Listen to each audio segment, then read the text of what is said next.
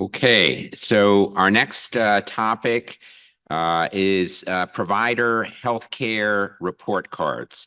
And this talk will be given by Dr. Jesse Schold, who's a professor in the transplant division.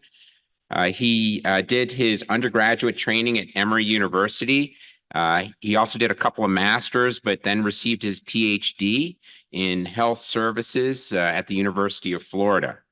He was quickly recruited to the Cleveland Clinic, where he was director of outcomes research and informatics, focusing on transplant surgery as well as several other different areas. We were very lucky to recruit him several years ago. He holds many leadership titles on campus. He's the director for outcomes research and policy for the transplant division, and also leads this in the Department of Surgery as an associate vice chair. He's extremely well published with more than 360 peer-reviewed publications, an extremely high H-index, has held numerous grants, and as important in team science, has really supported many other grants to successful funding. He delivers talks all over the world, and he's really been a terrific addition to this campus, to this department, and to this division. We look forward to your talk, Jesse. Thank you.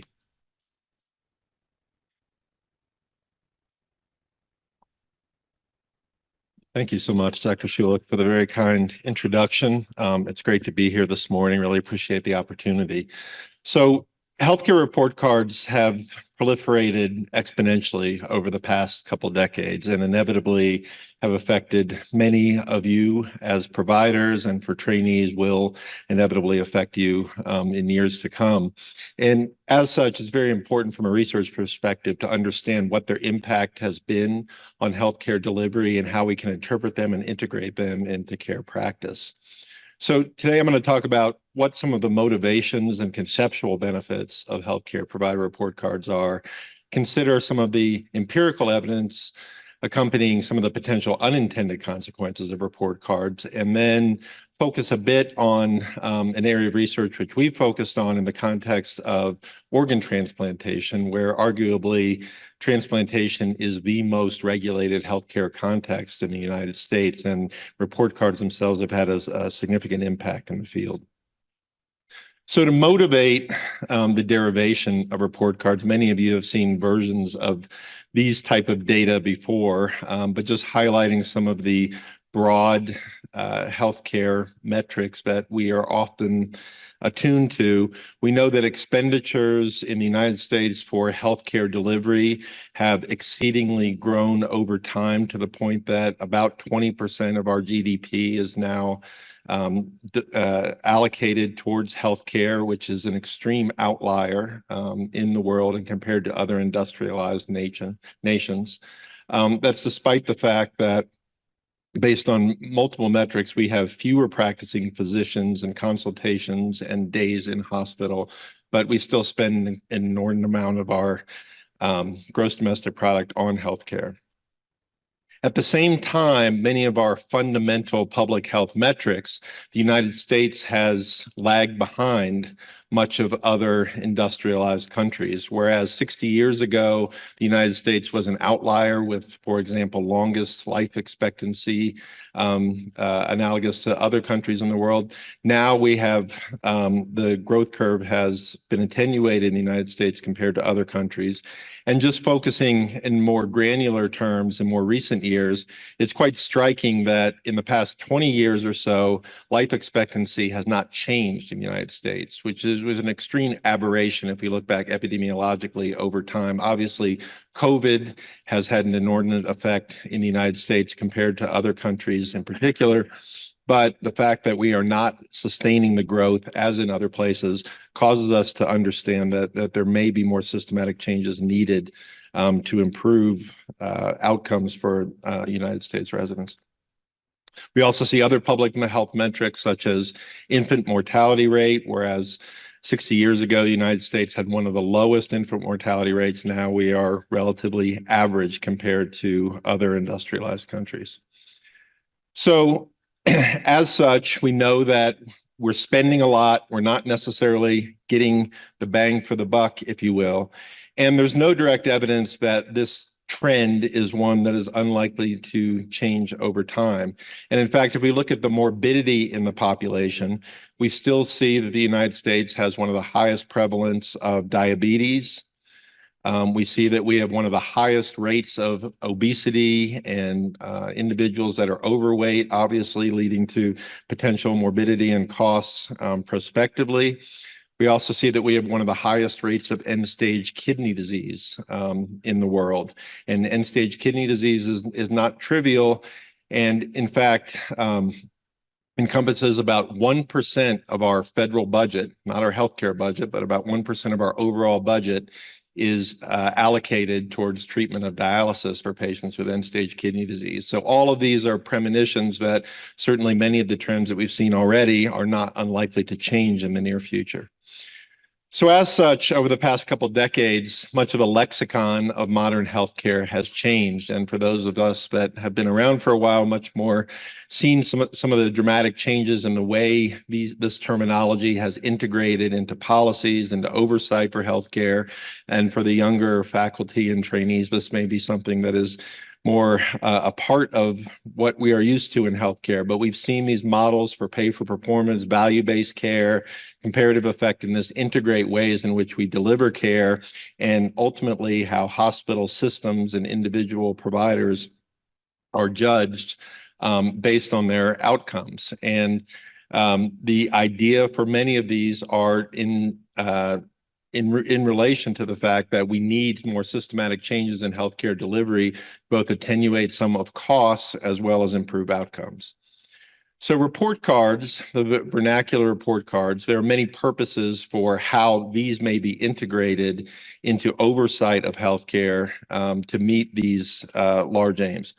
One is we have an inevitable motivation to inform patient and referring caregivers. We want to invoke more transparency in healthcare. We want to know who are the good providers, who are the bad providers, and enable shared decision-making so that individuals can choose and select what healthcare entity is in their best interest. There's certainly a notion that we need to have more regulatory oversight and better quality assurance given heterogeneity in outcomes between healthcare providers. We want to provide incentives and feedback for quality monitoring, whereas 25 years ago, quality often was on the back burner of initiatives for healthcare systems, for individual departments. Now we see it in much more prominent ways, and part of that is because we are being measured and we put more resources into it, and ultimately that should theoretically have a benefit for our patients. We also can use these data certainly to identify best practices and processes of care. So having these data, having them measured, we can understand what we're good at, what we're not so good at, and having these data available certainly should facilitate that understanding. And for the health economists in the conversation, certainly they would say that this type of data can invoke competition. If you know how your healthcare institute down the street is doing, that is likely to spur change in a positive way based on quality. But there are equally concerns about report cards in healthcare. One is creating artificial objectives at the expense of patient care. It is not unusual that we hear the narrative that we are practicing to try to meet certain benchmarks that we are measured for, and whether those benchmarks are necessarily in patients' best interest or solely in patients' best interest if it comes at the cost of other endpoints, that is certainly a concern and where we focus our energies and resources. There are concerns about subjective coding and self-reported data. How we present data can affect risk adjustment models, how endpoints themselves are collected, and if we do this in an objective, meaningful way. There are variabilities in statistical approach. You can take the same data, the same outcomes, use different types of models, and oftentimes there's evidence that we see different outcomes in these high-stakes report cards. And what does that mean at the end of the day for how we're supposed to interpret these? There's a lot of evidence that says that these data, while intended to inform transparency and to inform patients, there's selective or little use indeed by consumers, i.e. patients. So these report cards are very transparent, they're available, but patients aren't using them or don't have the capacity to use them. That is, they don't have choices in where they are to ultimately receive care. We're not meeting that potential benefit. And one of the most prodigious, at least from a research perspective, prospective evidence of concerns about report cards is their deleterious impact on access to care, and particularly for vulnerable patients. We know we're being evaluated for outcomes, and there is this intrinsic deleterious effect for treating patients that are considered high risk. What does that mean in terms of access to care? And we'll talk about that a little bit in the context of transplantation. There is potential underlying selection bias. That is, measuring outcome, measuring healthcare is very complicated, and there are many potential underlying factors which can affect outcomes, which we'll talk about again. And oftentimes, the measures in which healthcare entities are evaluated on don't necessarily incorporate what are in patients' preferences. What are the main outcomes patients would choose are not the ones that are evaluated in regulatory terms. All right, so there's a very thoughtful piece, I thought, in back in 2016 by Don Berwick. Don Berwick's a physician in Harvard. Many of you may be familiar. He was intimately involved in Obama's version of healthcare reform, and has been sort of a thought leader in quality improvement for healthcare systems. And I'm just going to go through some of the highlights of Dr. Berwick's illustration. This is a titled The Era 3 for Medicine and Healthcare related to report cards. So first, he defined Era 1 as the past. And in this period, there was an ascendancy of medicine, and there was an assumption that medicine was different than other healthcare entities, that it will necessarily self-regulate as there is an altruistic component of healthcare delivery, and that it didn't need to be regulated the same way as other businesses. However, research identified wide unexplained variation in practice, high rates of injury and medical errors, and we think about the Institute of Medicine reports from decades ago, injustice and disparities in care, escalating and unprecedented costs, which did not necessarily translate into better outcomes, as we've talked about.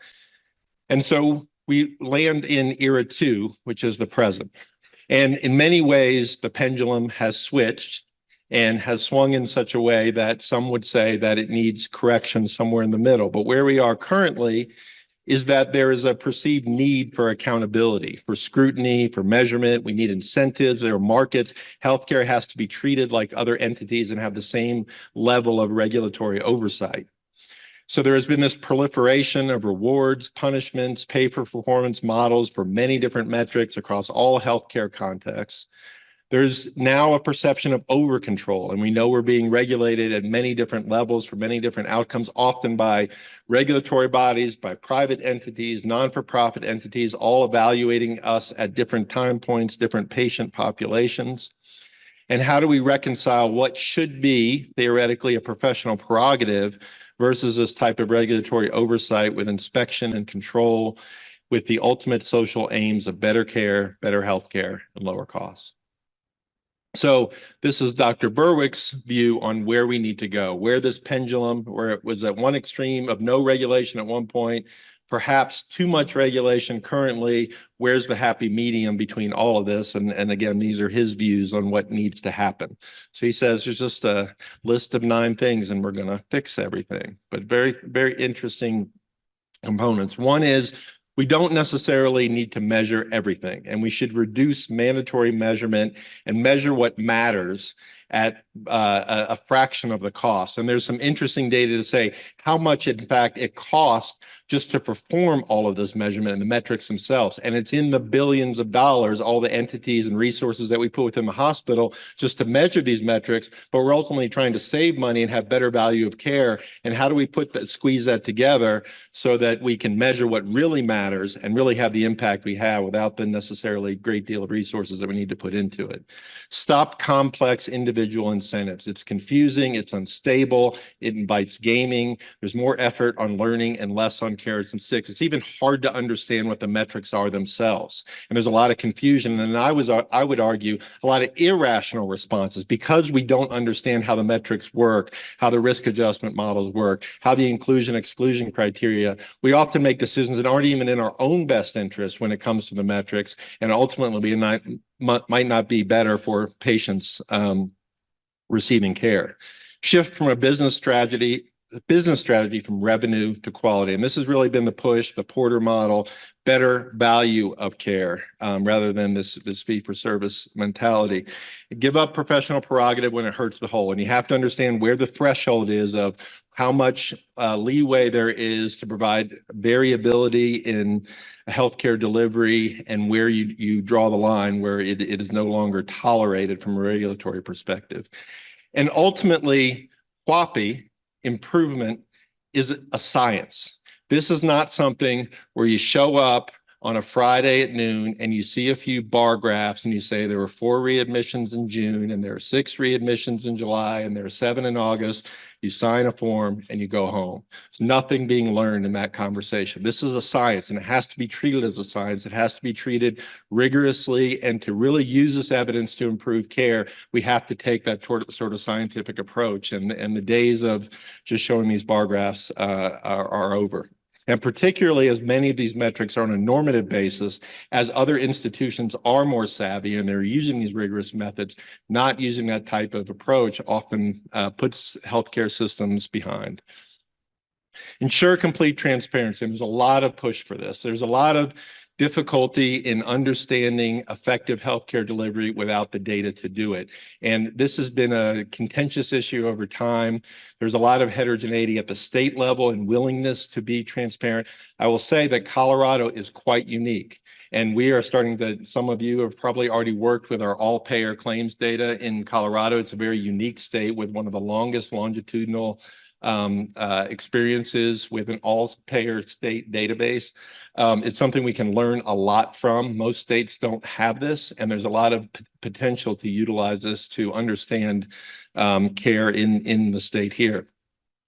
Protect civility, have good conversations, hear the voices of the patients served, or the people served. And at the end of the day, this has been a lament, and one of the concerns of report cards is we're not listening to who are the ultimate potential beneficiaries of these report cards. And at the end of the day, reject greed and have fair profit in pricing, particularly for interventions that historically have only been available to those that are affluent. All right.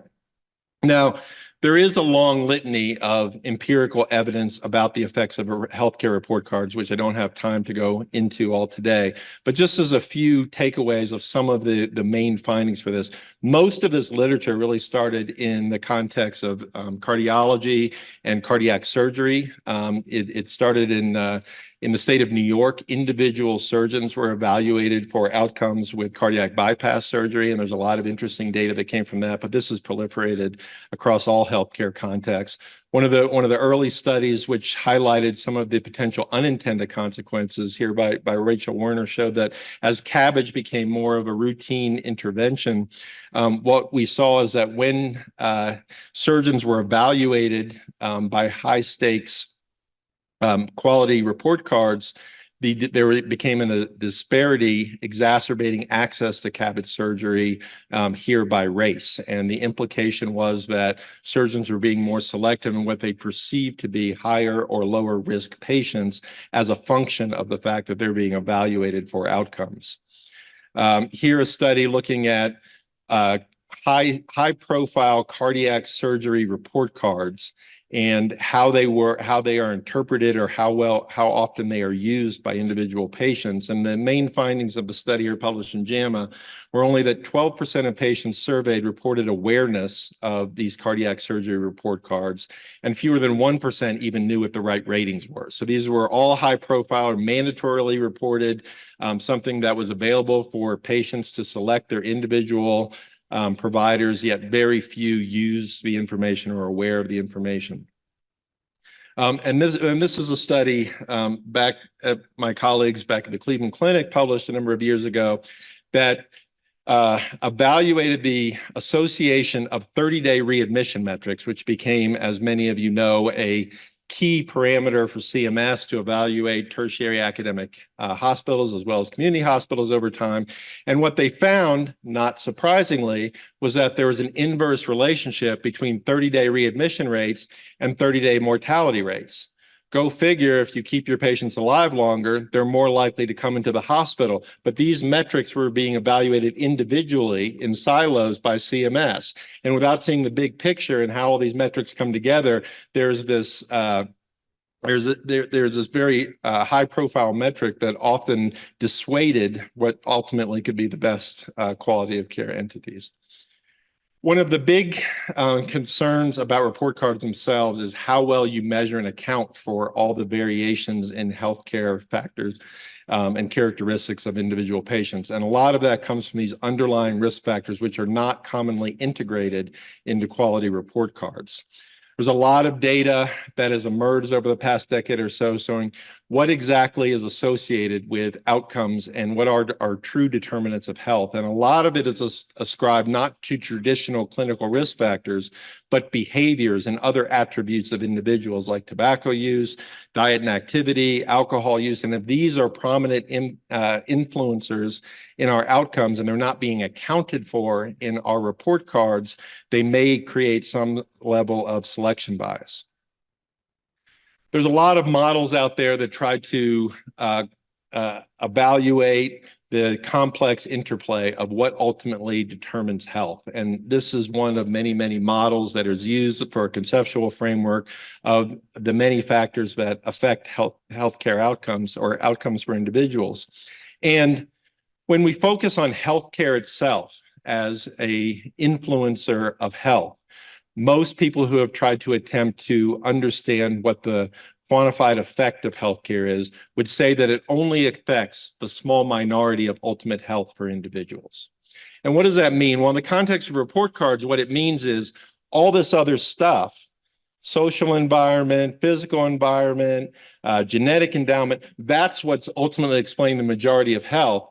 And what we actually do between the four walls here is only a minority. So if we're not addressing all of these other things, then A, we're not having the biggest impact on outcomes. And B, if all these other things are different between different healthcare providers, then there's going to be inevitably some selection bias in who does well and who doesn't do well, because all these other things aren't being addressed simultaneously. The other way to think about this is, as we imagine healthcare prospectively, how can we broaden this ellipse? How can we make healthcare explain not just 10 or 15%, but 30 or 40% of health? How can we integrate the physical environment, the genetic endowment, the social environment into healthcare so that it does have a more prominent role in ultimate health of individuals? Now, I know it's early in the morning, but you've all had access to caffeine, so I'm going to put you on the spot here and give you a thought experiment. And the thought experiment here is that Bill Gates or the World Health Organization says these report cards are the way to go. And because they're so impactful and because they're going to be so useful, we're going to reward the countries that have the best healthcare outcomes with billions and billions of dollars because they're doing the right thing and they're having the biggest impact on care. And we're going to take physicians, the best physicians in the world, and we're going to randomize them and put them in different countries so that you have the same quality of care theoretically in these institutes. So these are new data from the Institute of Health Metrics and Evaluation. We're just going to take two examples. So half of you get randomized to Japan. And here's some basic quality metrics for Japan. Population size, 128 million. Life expectancy is 84 years.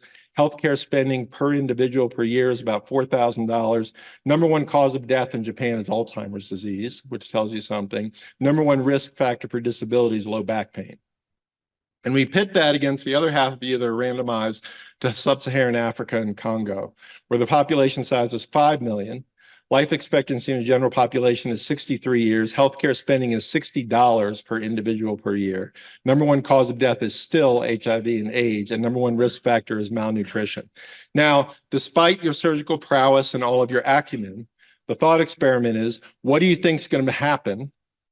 What do you think the outcomes are going to be? Who do you think is going to get rewarded? And who's going to not necessarily, or going to get the penalties, depending on what the characteristics are in these two environments? Same surgical skills, same setup, same patient profiles who come in for a transplant, for cardiac surgery, for surgical oncology, et cetera. What's going to happen between these two situations? Now, this may seem like an overreach or an extreme example, but I want you to pay attention to that difference in life years. So there's about a 20-year difference in life year in those two circumstances. All right, let's look at the United States. Life expectancy in the United States, you can see males are 76, females are clearly stronger and live to 81, but this is brand new data also from the Institute of Health Metrics and Evaluation. If you look at life expectancy in different parts of the United States, we see here in rural West Virginia, rural South Dakota, this is similar to areas in Alabama. Life expectancy is pretty close to what I just showed you in sub-Saharan Africa. So the life expectancy in certain areas of this country is not so different than in certain areas of the world with some of the lowest life expectancy. And I didn't make this up. I just looked at this data. Longest life expectancy is if you go, and those of you with a cabin in Aspen are most likely to live the longest in the world. These are the longest life expectancy figures in the United States currently. If you look at the difference in life expectancy here, it's pretty similar to what I just showed you between Japan and Congo. And the point here is that the heterogeneity across the globe is not so different between the heterogeneity here within the United States. And we're implementing healthcare provider report cards. If the answer to your thought experiment, well, that's just not fair. The Japanese population is clearly going to do better because there's a better social environment, there's more support. Just intrinsically, they have better outcomes than in Congo, despite your surgical prowess. You have the same rationale here. You have the same rationale when you have this heterogeneity and all these underlying risk factors which ultimately affect outcomes, and we're not getting credit for or thinking about what all these factors are at the end of the day. There's an interesting, some of you may have been involved in the National Quality Forum, and I had an opportunity to be on a committee a number of years ago. National Quality Forum is an entity which vets metrics, quality metrics, and it's comprised of various stakeholders, physicians, patient groups, epidemiologists, who evaluate what are good quality metrics that ultimately CMS selects from once they are vetted by this entity. And they had this consensus statement about risk adjustment for socioeconomic factors in risk adjustment models. The question is, should you account for some of these underlying factors, such as socioeconomic status, such as social support, in report cards themselves to get credit for these factors and variation in care? And ultimately to encourage treatment of patients that might have these underlying risk factors. And the consensus or the main conclusions of this white paper was that when the conceptual framework exists, it is appropriate to include these socio-demographic factors in report cards. And in fact, this has happened.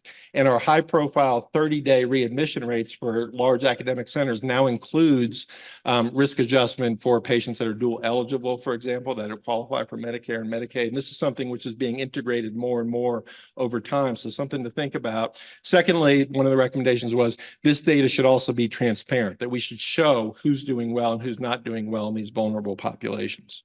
All right, I'm just going to really quickly go through some of the effects of report cards in organ transplantation. It's a very interesting case. Notably about organ transplantation, highly regulated.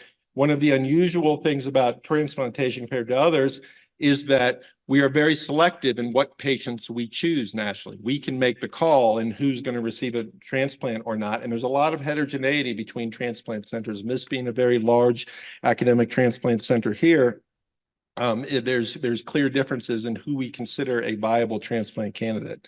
And what's been shown over time, and this is a survey from a number of years ago, is that oftentimes when transplant centers are evaluated, particularly with low quality of care, there's a knee-jerk reaction that says we need to pull in the range. We need to be more selective in who we consider as a viable transplant candidate, what types of organs that we're willing to accept. And this is in a context in which transplantation is highly efficacious, often highly cost-effective from a societal perspective, but we are concerned and we're often in this conundrum where how we're being evaluated for outcomes does not necessarily match what's in patients' best interest, what's in patients' best interest is generally the more we do, the better.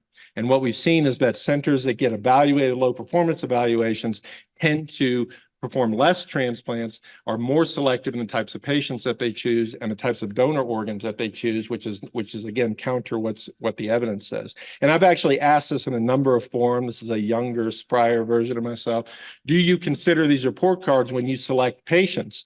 And just ask, is this part of the calculus when you're taking a patient and saying, well, are you a viable transplant patient? And most people will just say, yeah, we have to pay attention to these. These affect our bottom line. These affect how CMS pays us. These affect how we're being viewed at the end of the day. But again, this is not something which is necessarily in patients' best interest. All right. I'm out of time, so I'm going to skip some of these slides. So what I'm showing you here is this is the difference in patient survival if you go to the best transplant center in the country as measured by the metrics that currently exist, an average transplant center 2, and the worst transplant center in the country 3. And these have significant ramifications to transplant centers themselves in terms of their reputation, often the fiscal considerations. This is patient survival if you don't get a transplant in kidney transplantation. That is, if you remain on the waiting list. And this is the conundrum that we're in. We're oftentimes trying to debate between what is a 1, 2, and 3, but in what's in patient's best interest is to not be a 4, not get a transplant at all. All right. So with that, I will conclude. I'll say report cards have proliferated extensively within healthcare systems. There's certainly a means to induce high quality of care, but there are significant unintended consequences. There are efforts to integrate social factors into report cards. And at the end of the day, we need to align incentives for effective and efficient healthcare delivery. Thank you very much.